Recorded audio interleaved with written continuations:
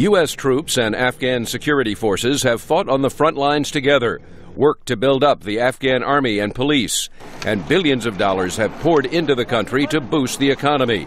Now, the new strategic partnership agreement shows Afghanistan the U.S. will not completely leave the country after 2014. Secretary of State Hillary Clinton. NATO and its partners cannot and will not abandon Afghanistan after 2014. Our ongoing support will be essential to preserving and building on the gains we've made thus far. Western nations are negotiating how much to spend to support Afghan security forces following 2014. Analysts say whatever the cost, it will be far less than the more than $100 billion being spent this year. Lisa Curtis is a South Asia specialist at the Heritage Foundation. Providing, say, $2 to $3 billion to sustain the Afghan security forces after 2014 seems like a pretty good bargain to ensure the U.S.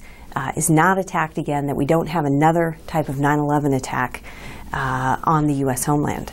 U.S. Representative Dana Rohrabacher, a strong critic of the Afghan government, was recently banned from traveling to Kabul by President Hamid Karzai. He says the strategic partnership agreement is an admission that a decade of nation building has not worked. One of the reasons we're in a bad shape and have lost so many people already is we have imported combat troops to try to force local people to accept Kabul as legitimate power.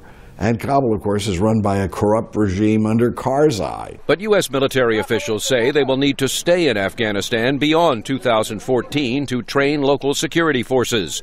Major General John Tulin has spent the past year commanding troops in Afghanistan. They'll have to be in Afghanistan as long as it takes for the Afghan security forces to establish particularly the police, and I'll say specifically the police, to establish local security and credibility among the population. Earlier, officials signed agreements on the thorny issues of night raids by U.S. troops and the handover of detention facilities to Afghan authorities. Analysts say the strategic partnership sends a strong message to Pakistan and the Taliban that Americans will not abandon the region as they did in the 1990s after the Soviets were pushed out of the country. Again, Lisa Curtis of the Heritage Foundation. But I think what this agreement shows is that the U.S. is not desperate for a peace deal with the Taliban. Yes, certainly, some kind of settlement that involves the Taliban is desirable, but the U.S. is simply not desperate to reach some type of agreement in the next 2 years. A post-2014 military force could provide training, air power, intelligence sharing, and counterterrorism operations in partnership with Afghan soldiers. Meredith Buell, VOA News, Washington.